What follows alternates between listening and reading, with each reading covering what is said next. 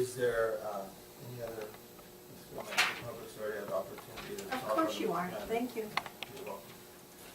So, the recommendation is that the board approve the annual replacement purchase.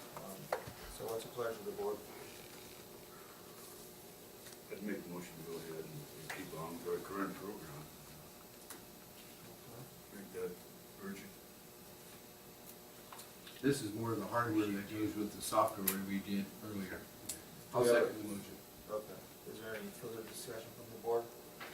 And Julie, thanks for coming No problem. on such short notice. No problem. Okay, all those in favor of the motion, say aye. Aye. Any opposed? Chair votes aye. That passes, thank you. Okay, we'll move on to G7. I asked this item to be pulled. I just had a couple of comments. Hi, thank you. Thanks for coming. Firstly, I want to thank you for your continued work on trying to close the gap on the I just had a comment I just wanted to make. It's just on the second page, item.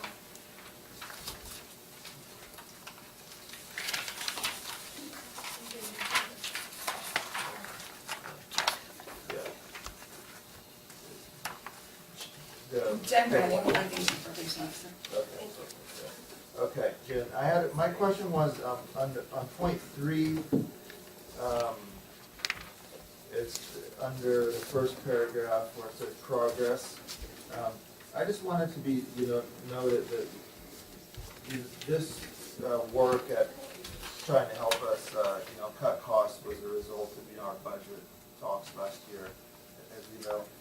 It's just a little bit concerning that, right, some months later, it says the probation department is currently in the process of scheduling a meeting with all parties to negotiate a new MOU. I mean, I just want to state from my side, and I'm not sure, I don't speak to the whole board, but we really wanted to see that fast-tracked is all I'm saying.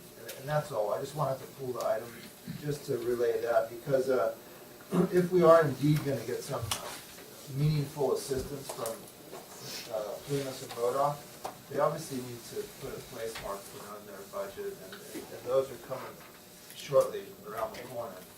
And if we don't put some, a little bit of pressure to expedite that get together, we're going to be past that time, and we're going to be looking at a whole another year cycle before we get any significant help. And I think it really needs to be, we need to put on a full court press and get that, and it's just several months have passed, and just the wording, it says still in the process of scheduling, basically meaning, nothing's happened.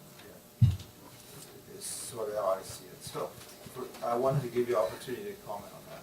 We're trying to get the meetings to be set with the same time that the board, the chairs of each board are going to be meeting, so that we could bring that together, so that if we come to the terms with what it is that we would like to be able to do, we already have the support from each chair on those boards to be able to take back to their counties. Okay, but I mean, they're under no great or enthusiasm to do so, and they could just pay the $85 a day, and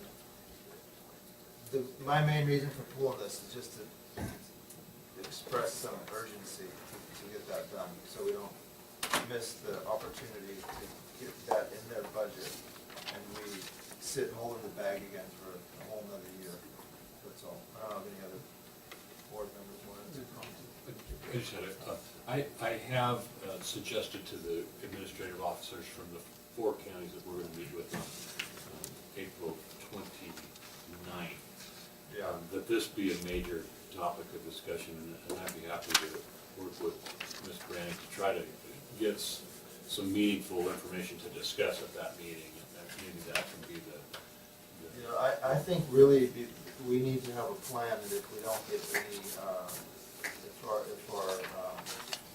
needs aren't receptive, to the others, we have to have we need to come up with a The backup plan to Yeah, get them. because- We either gonna have to operate it as a regional facility with regional participation, or we operate it as a local county facility, which is a county operation, and it doesn't aspire to be a regional facility and bearing the cost of extending services to them, and it means a total different dynamic if it's gonna be a local facility. And I think that needs to be expressed sooner than later, so. When we do meet in April, they know where we're coming from, and we don't only let them know where we're coming from at the end of April. Right. Now. Our preliminary discussions with those other counties do indicate that they have other options that would probably preclude us from raising the rate significantly higher. You know, and the options that they have could be our options too, in terms of handling our wards in the same fashion. So I think we have to keep that in mind, and I think that's the issue the board had last September when we had the budget discussion. Yeah. Oh, okay. So it was just a receipt report. There was no board action, but I just wanted to express that. Thank you, and thanks for your continued effort. Thank you. Thanks, okay.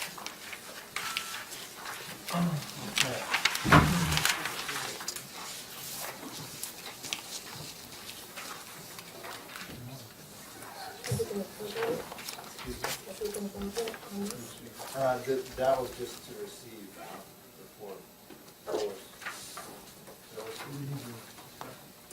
Yeah, so a motion to receive the report. So moved. Okay, all those in favor say aye. Aye. Chair votes aye. Okay, thank you. We will move on to our item C2, our 1045 public hearing on the Lassen County local county agency information.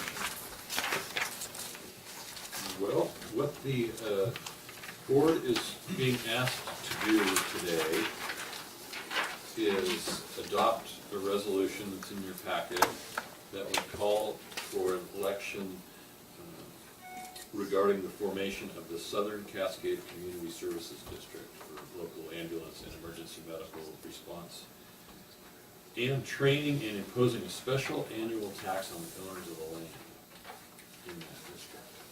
So you've got the resolution prepared by Mr. Benoit with the local agency formation commission.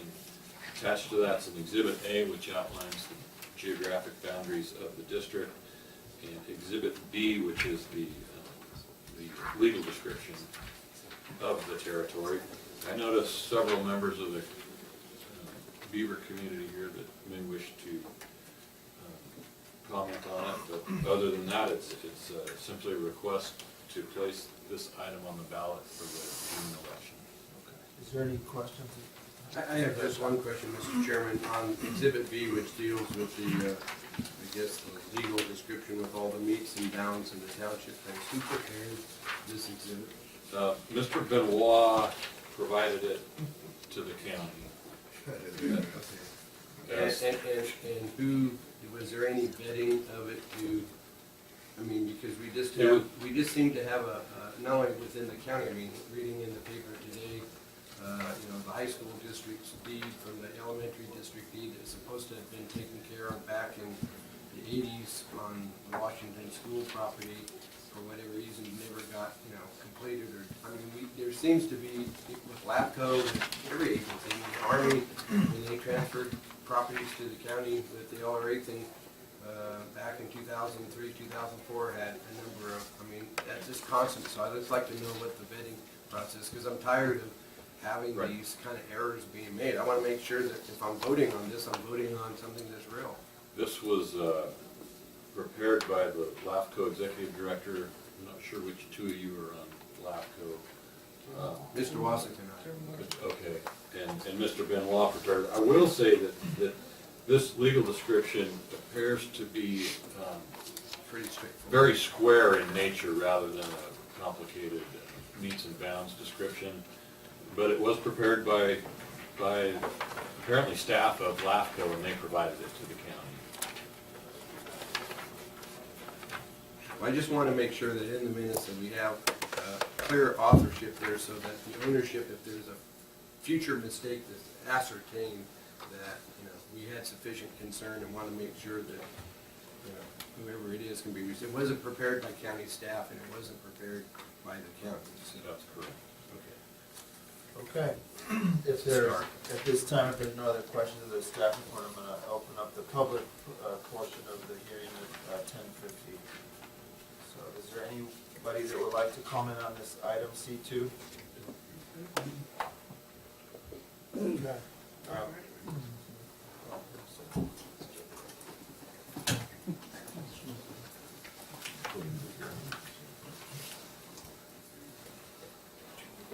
Hutton Davis, co-chair of the Big Valley EMS Working Group, also executive director of Big Valley 50 Plus, so by default, I'm the senior advocate for Big Valley.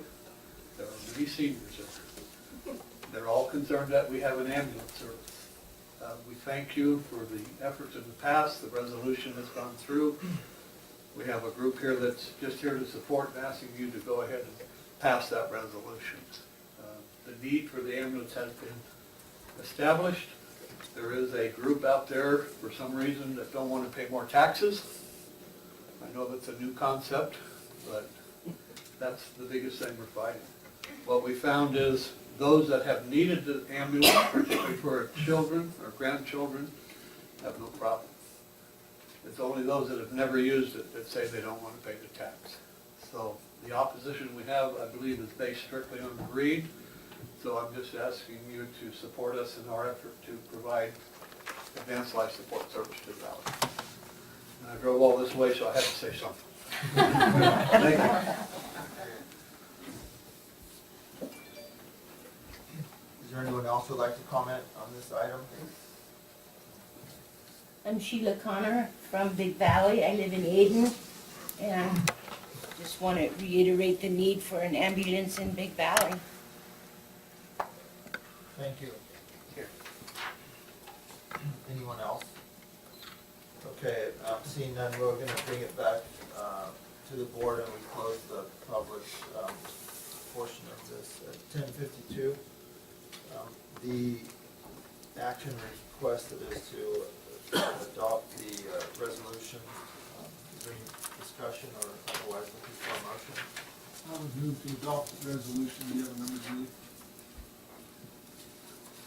Yes, it would be 04010. 04010. Okay, it's been moved and seconded. Moved by Supervisor Alba, seconded by Supervisor Powell. All those in favor say aye. Aye. Any opposed?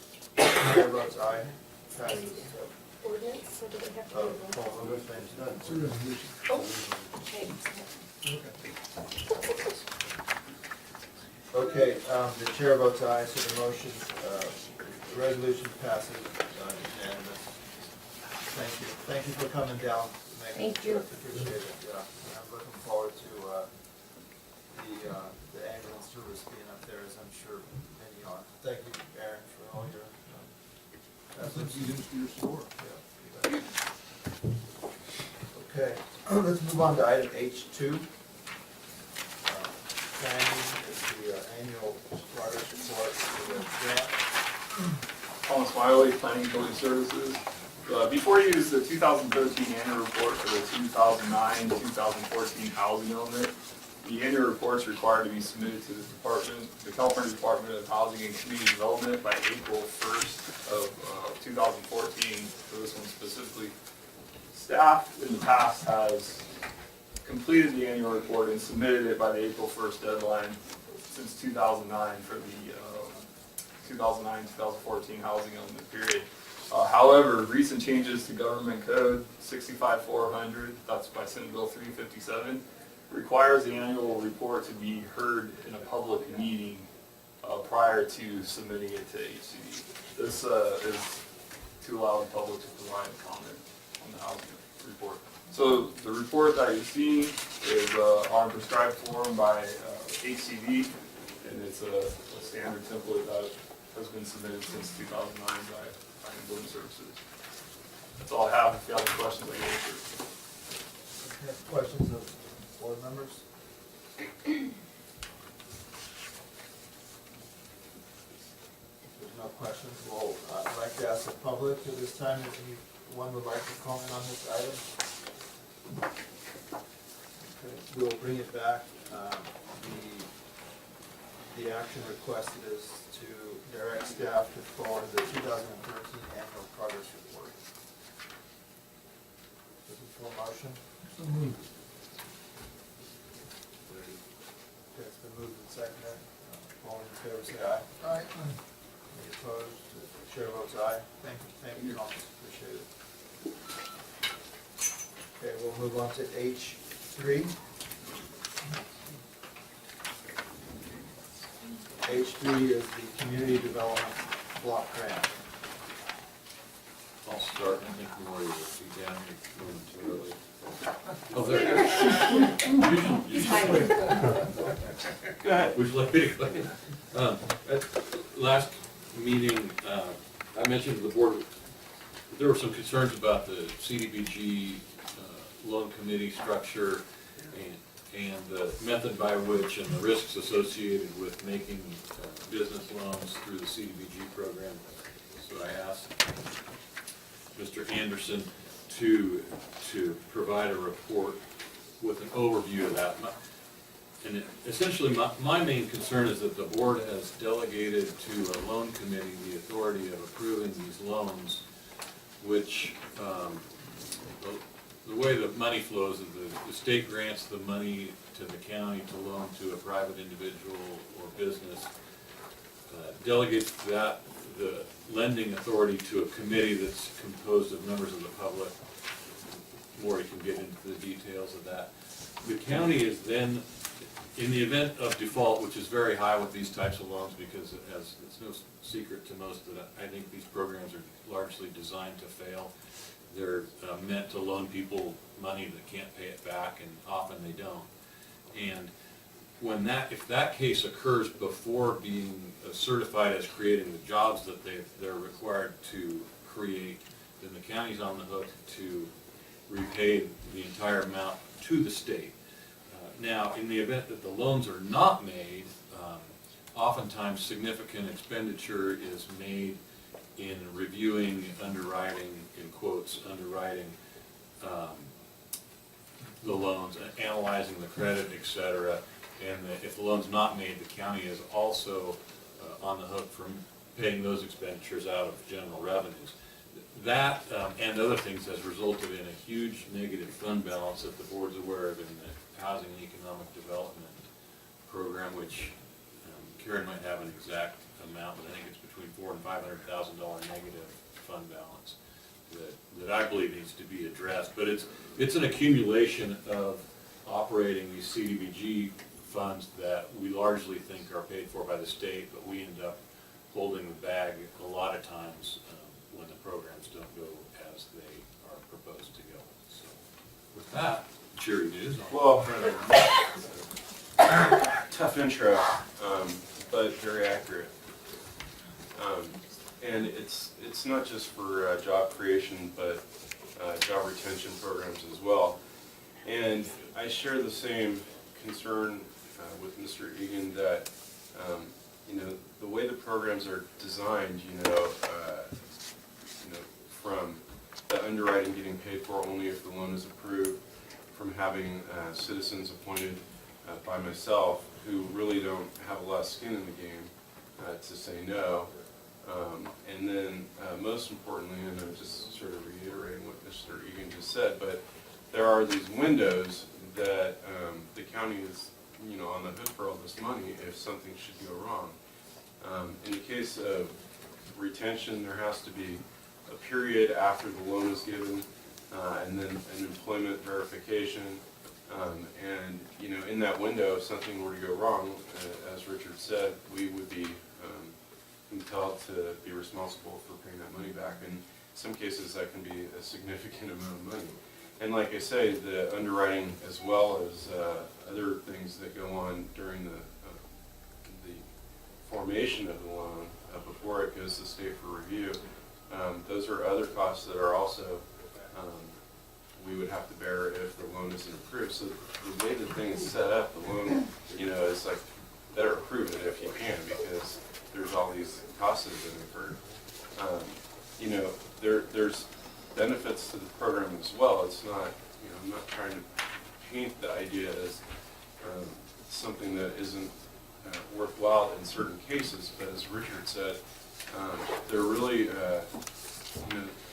in the case of some of the business assistant loans, you can make findings and not even have collateral, and so you look at a situation where a business really doesn't have anything to bring to the table, and you still can approve this loan, and hopefully there's a business plan, and hopefully the loan committee is looking at how things are going to change for whatever given situation that they might be looking at for a loan. But again, a committee that I put together, and my committee has a lot of qualified people on it, but it's not like it's their money that they're going to be approving, and so that's kind of fraught with some discomfort, I think, for me and for staff.